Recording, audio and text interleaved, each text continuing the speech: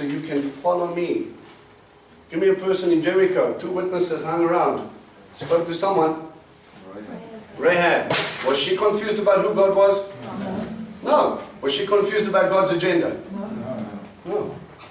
So why are the rest of them? 2 witnesses to go find a believing people. Does that sound familiar? It's Revelations. Right? Those who have been doing the Wednesday study, Revelations. 2 witnesses go out. The 7 chocolates like the priest gave also.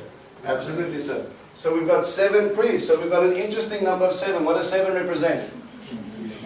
Completion of God's divine plan. Remember, when you look at numbers, it is 7 of these and 5 of those. Okay? How do I get to that? How do I know it means divine plan or God's or completion? Eh? I look at the verses where 7 keeps on popping up and I ask myself, what's the central theme here? 7 days of creation, Shabbat, Shemitah, Shavuot, hint hint for tomorrow. So that looks like it's God's plan and what He's doing the whole time to get your attention. Right?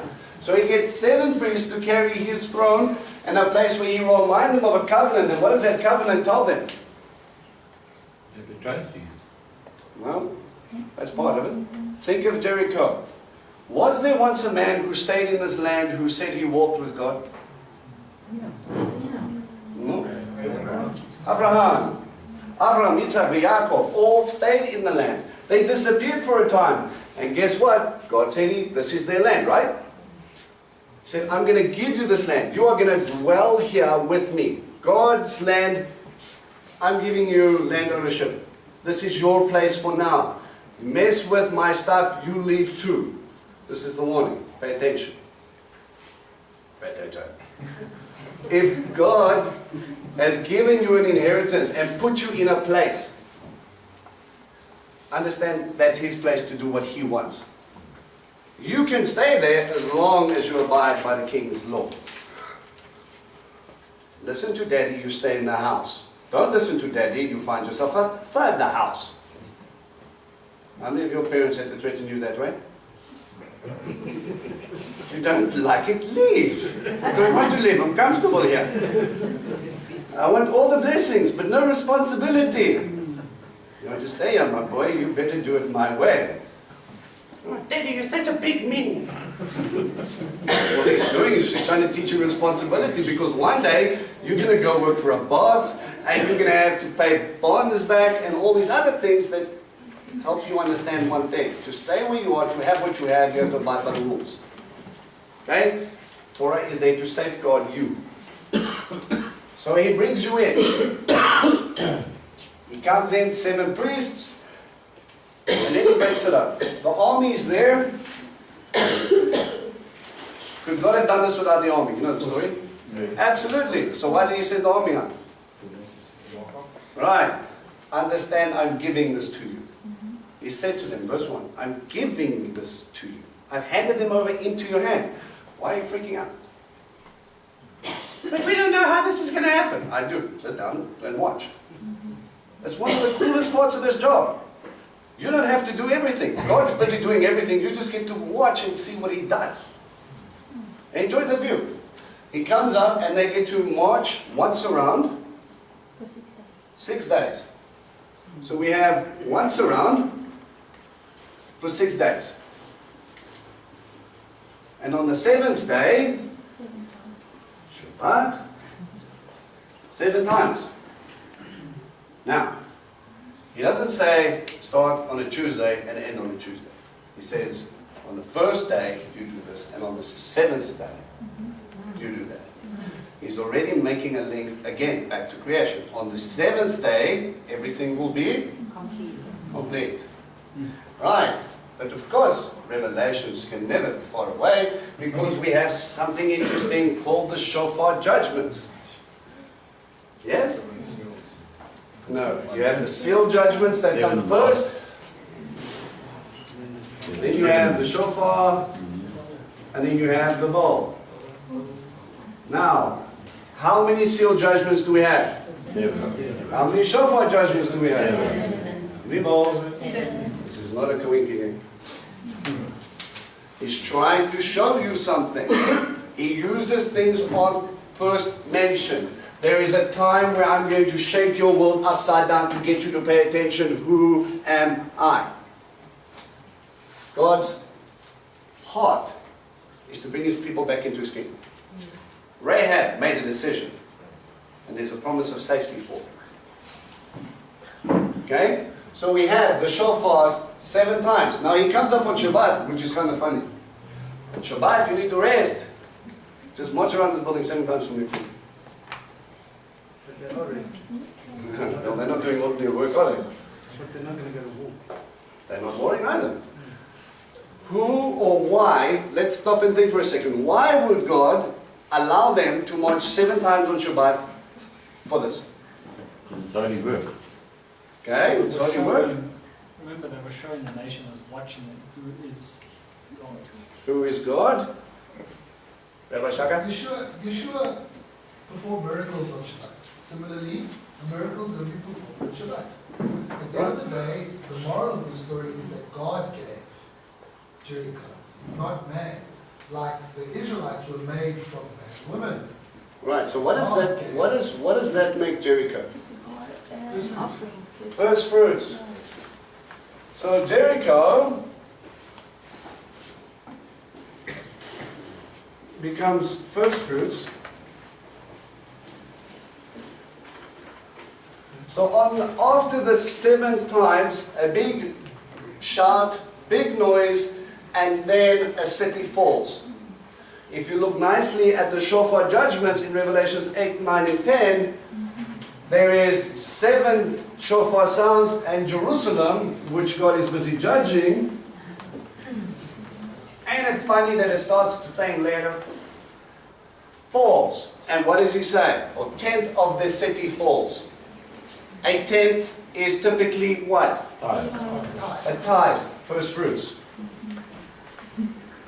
Hence them not being able to take anything out of the city anyway. Well, there's something very interesting about the destruction of this, which I'm going to get into, but I'm just trying to show you again where I'm getting the Revelations and the Joshua and the Acts sort of scenario come in here. Okay? 7 pops up a lot, which you will see tomorrow. But ultimately, if we're following pattern of what God is trying to show us, remember, we can't think of everything just as linear.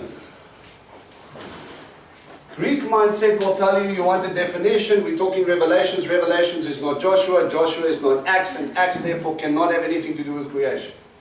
A Hebraic mindset will say 7 is 7 is 7. What's your problem? Do you understand that there is a program going on from Joshua through to Acts through to Revelations? Yes. It's running through time that way. But what's happening inside is cyclical patterns within that realm of understanding, which will link up topic and understanding to give you an inkling of what he's trying to tell you. Are you confused yet? Sorry, I just wanted to ask, on the 7th day, was that when the city fell, when the walls fell and they set the city on fire? Yes. Now, we aren't supposed to make a fire on Shabbat. Well, who says well, let's ask the questions, shall we? Right. It says, for 6 days, 7 kohanim are to carry 7 shofars around the rock. On the 7th day, you are to march around the city 7 times, and the kohanim will blow the shofars. When they are to blow a long blast of the shofar, on hearing the sound of the shofar, all the people are to shout as loud as they can, and the wall of the city fell down flat. Then the people are to go up to the city, each one straight from where he stands. Okay, so a long shofar blast. When's Messiah supposed to be coming? At the sound of the last trump.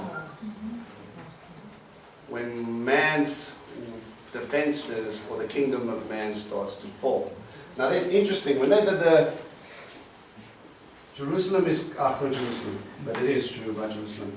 Jericho is sort of situated with an inner wall and an outer wall. Okay? Now, what would normally happen is, if a big earthquake happened, the thing would just crumble into a specific thing. What they found was, the walls just kind of fell out and made a ramp so that they could just easily come up. Okay? There's other archaeological evidence that we found there, but I'll share that with you as we go along. Okay. Yehoshua, the son of Nun, called the Kohanim and told them, take up the ark for the covenant and have 7 Kohanim carry 7 shofars ahead of the ark of Adonai. Sorry, I didn't even talk about shofars. Priest, ark, shofar. Right, so what are we going to do with the shofar? Why is that important? I've already mentioned it. Where do we get the idea of the shofar? Well, right. Abraham and Isaac, the binding of Yitzhak. Right? The binding of Yitzhak told you God will provide a sacrifice. That's where we get the name Jerusalem from. It comes from two words in Hebrew. Help me out here. Yireh, Shalom. Well, this would be Selam. Selam is the same thing, it's peace. Yerushalayim. There's a little oo sound here. What does an oo represent in Hebrew? Come, scholars. Yeah, that's nice. What does that mean to me? No? It's an adjoining and if it stands by itself. So the oo can represent and. So, Regen, ve, shoni. Okay? But the same letter in the paleo can be rendered in 3 different ways. One is a V sound, okay, in its plane. If I put a little dot over there, it makes a oo sound. And if I put a little dot on top of its head, it's an o sound. Right. So, shalom, o. Okay? This one, Yerushalayim, oo. It's not a V. Okay, so God will provide peace. Right? But oo also has a connotation. Let's break up the name Eliyahu.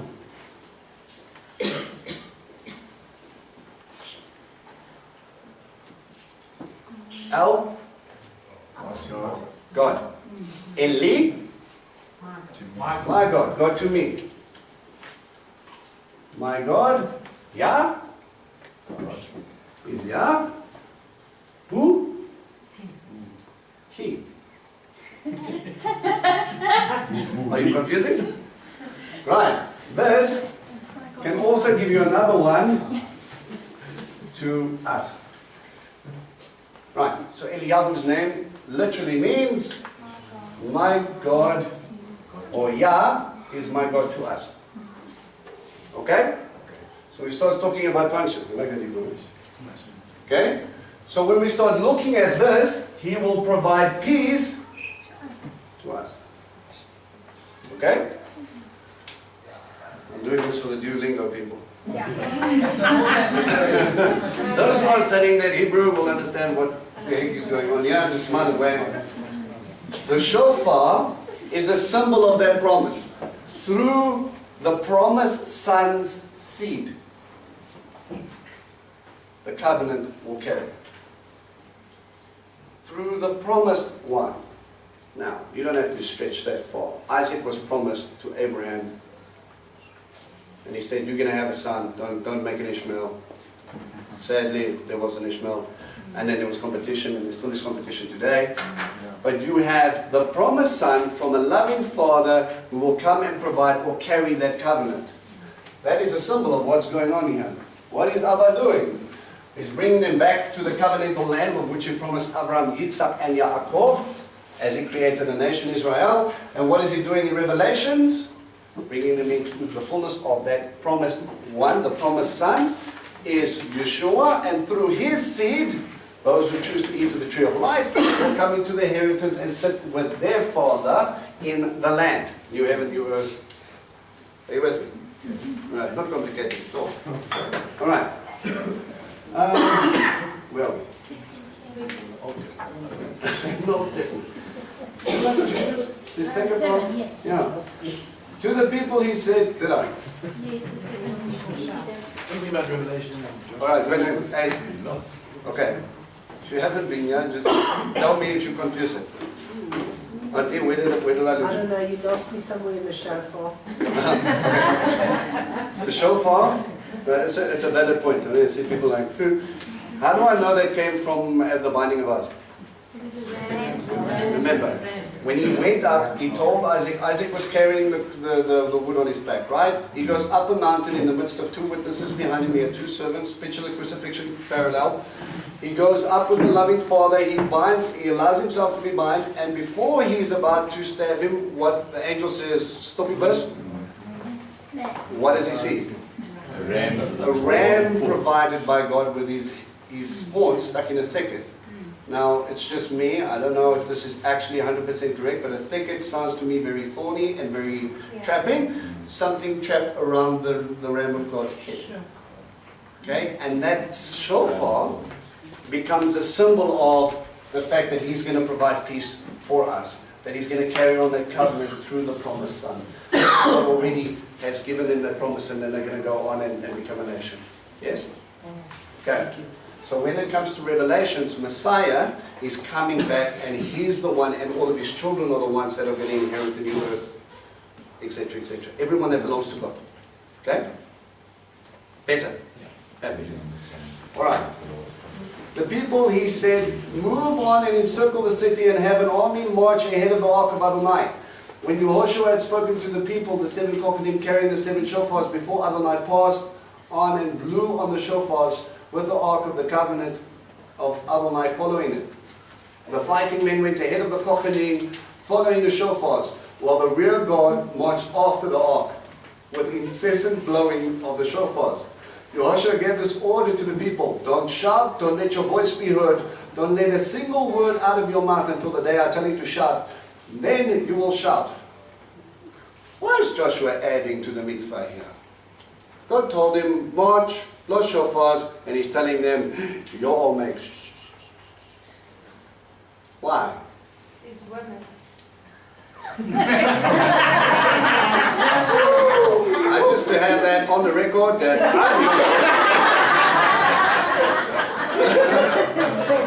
no, it's the army that goes out here. It's not the woman. What happens when you put people in a place where they don't know what's going on? They grumble. Okay. Did anybody have a little bit of those over the last 2 weeks? I don't want to go. Let me tell you what's going on. And another thing.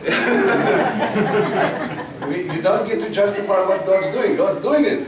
He wants to know whether you want to be part of it or not, whether you're staying or whether you're going. More like this. No. There was a psychiatrist that told about, there was a guy that we were counseling, and he was going through marital issues, and then him and his wife went to a therapist, and she looked at me and he was just like, no. She looked at me and she goes, did you ever wonder why God gave you 2 of these and 1 of those?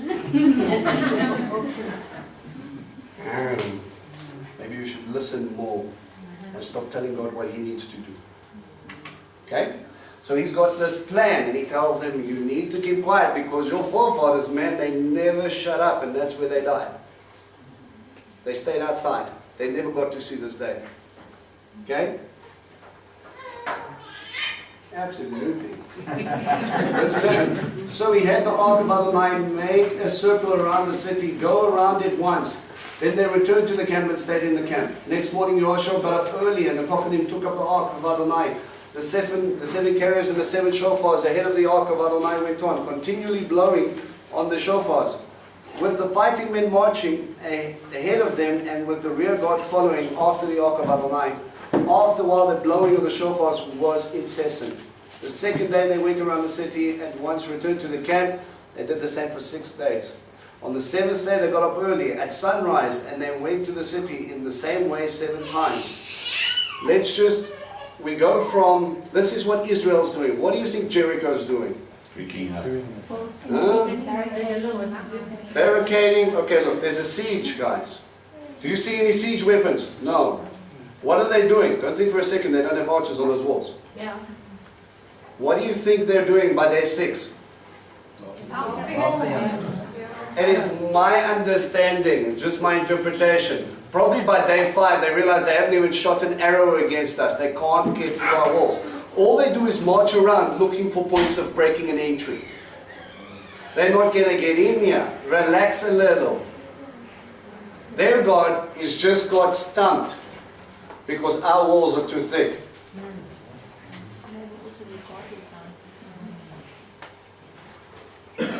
Listen carefully.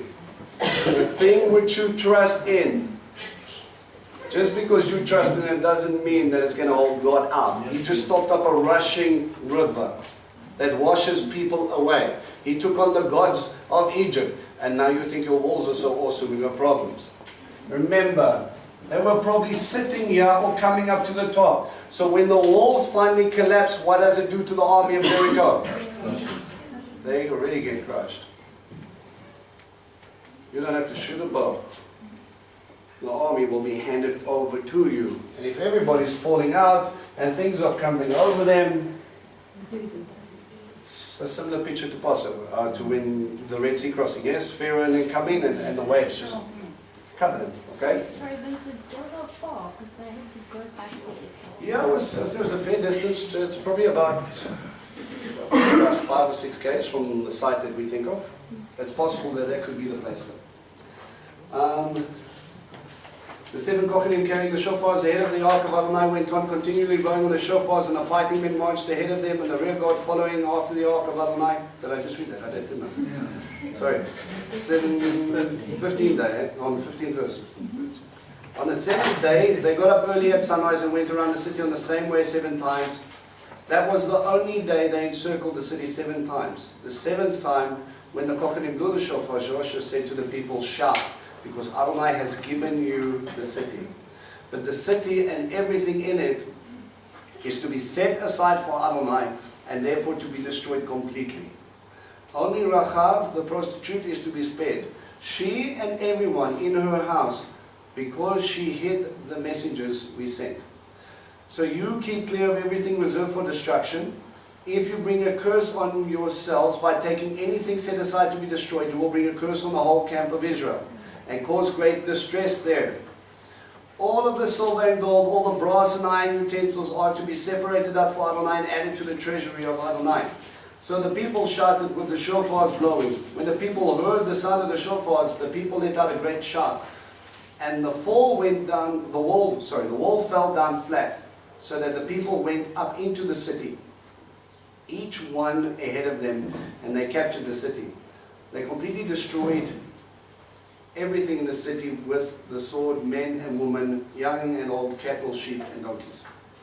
Joshua said to the 2 men who had reconnoitered the land, go into the prostitute's house and bring the woman out with all that she has, as you swore to her. The young men, the spies, went in and brought out Rechab with her father, brothers, and all she had.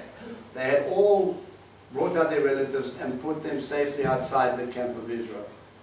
Then they burned the city to ashes and everything in it, except for the silver, the gold, and the brass and iron utensils, which they put in the treasury of the house of Adonai. But Joshua spared Rahab, the prostitute, her father's household, and everything she had.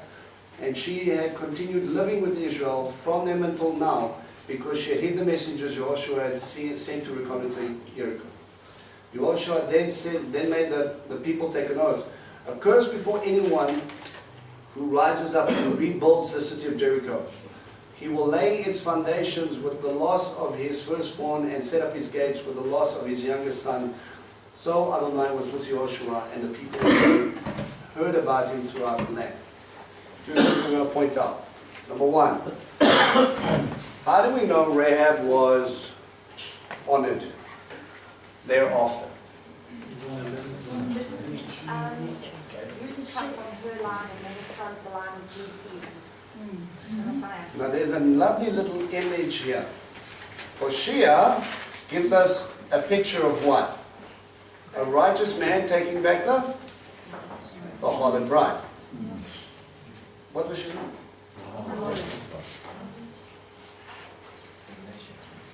Revelations 2.0. Right? So again, we see these pictures, these parallels coming back and forth, showing you again the heart of the Father. Even though she was considered unclean, because she believed in me, she will live. Because she understood what I was coming to do, she will live. Her and her house. Parallel this with Sodom and Gomorrah. Surely if there are 10, Abraham negotiates, right? And not even 10 were found. Angels had to come in, grab them by the scruff of the neck and throw them out. Compare that to Jericho, through one testimony of Egypt, and all of a sudden, we've got people that are saying, we understand that God is real. If I cry out to them, if I make covenant with them, they'll keep me safe. Now remember, where was Rahab's house? In the wall. What fell? So the only piece probably left standing was, go and look for her.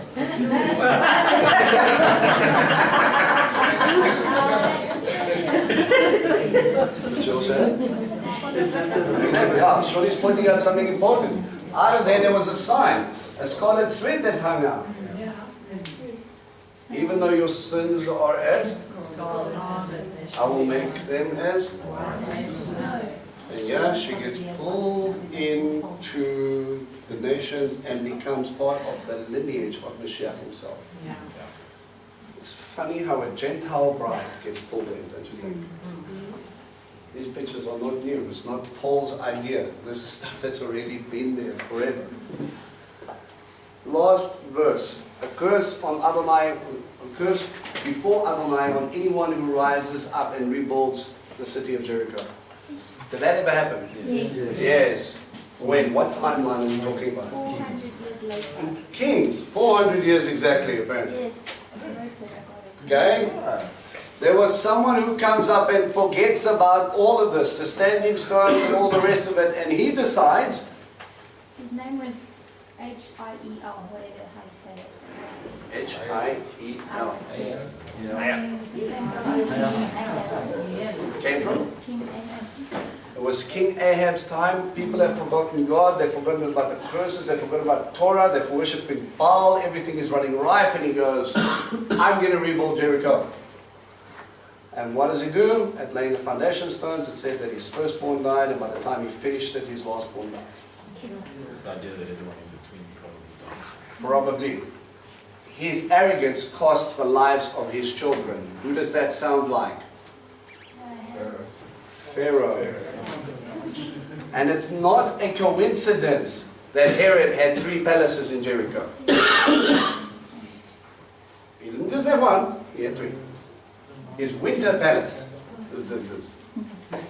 And again, he had no problem killing his children at the thought of them trying to take his throne.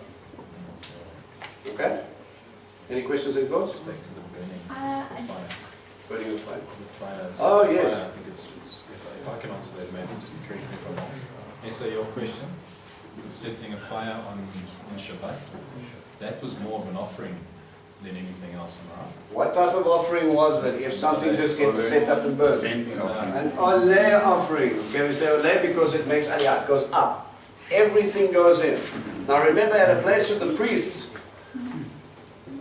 what would the priests eat in an oleh offering?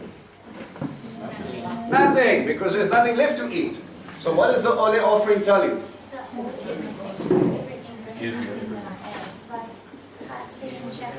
It's complete dedication. It's again reiterating first fruits. God didn't say you won't get spoils. He said, this is my spoil, what's coming is yours. Achan, later, doesn't believe God and he takes spoils for himself. Problem. But it doesn't say that they made the fire. There could have been fire already, that they just, they said they burnt the city. There was probably fire already. I mean, they were probably cooking, the walls came down, stuff set alight. Absolutely. That's just, Doesn't say that they went out and collected sticks and put it on the fire and set it alight. Because for the oleh offering that was done in the temple, they already had the fire there. It was the It was holy called a perpetual fire. They weren't allowed to let it go out. Even when the ark was moving